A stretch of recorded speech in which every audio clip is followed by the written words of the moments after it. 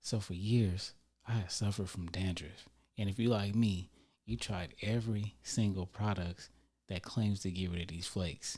You spend all this money on them, and then you end up being mad and sad. But I never asked the question of why this is happening. Because when you know why something is happening, most of the time you can fix the problem.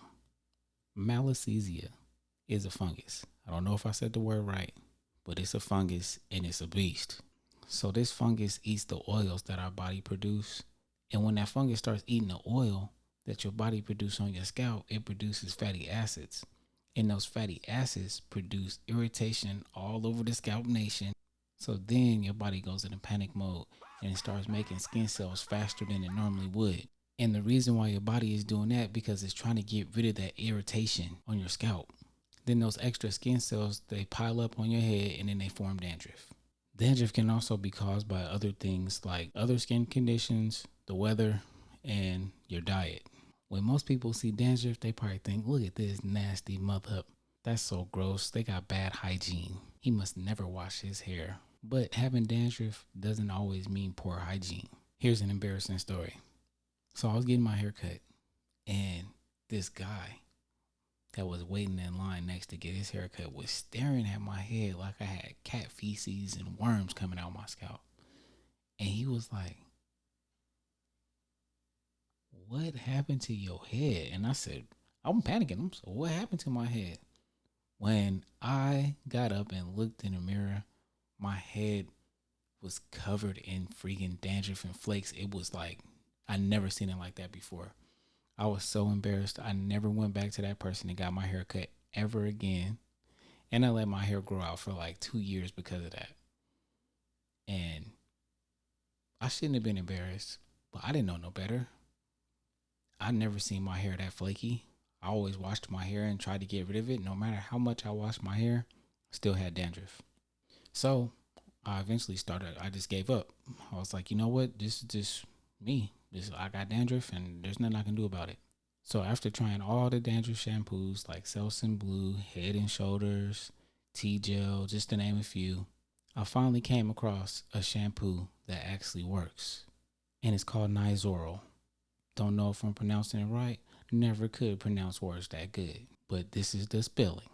So after years of almost giving up on this, I finally found something.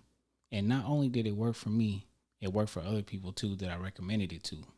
I'm no doctor, so I can't guarantee that it's going to work. But you might as well give it a shot. But please follow the directions because guess who didn't follow the directions? When I first got the shampoo, I used it every single day. The directions say don't do that.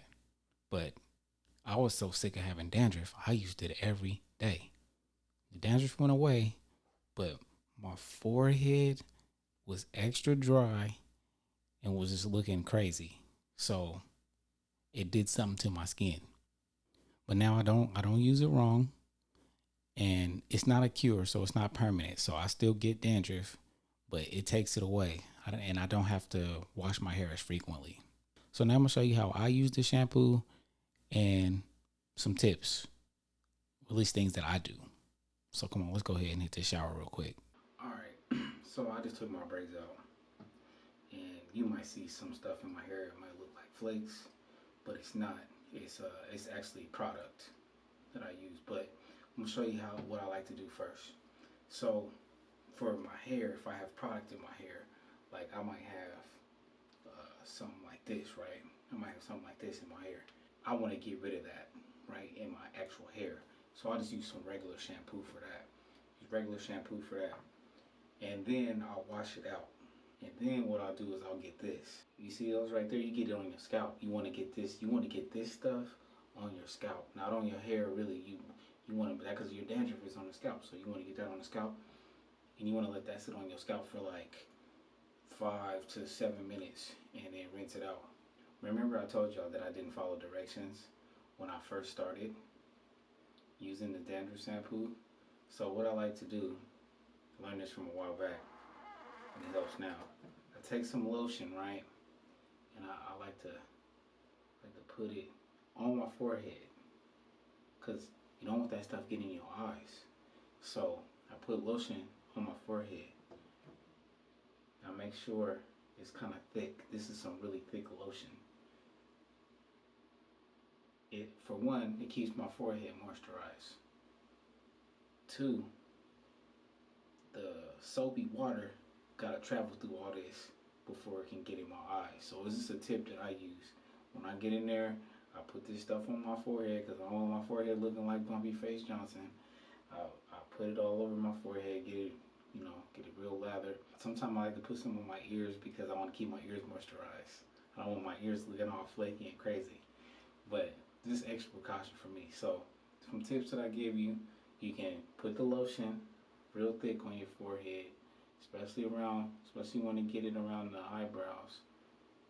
Because that's what eyebrows is for anyway. Eyebrows is for keeping sweat out of your face and keeping stuff out of your eyes. It's called a sweat brow. But those are my tips. Try out the shampoo. Here it is one more last time. Hopefully you can get rid of your dandruff and your flakes. I'm signing out. I'll see y'all later. I'm about to wash my hair.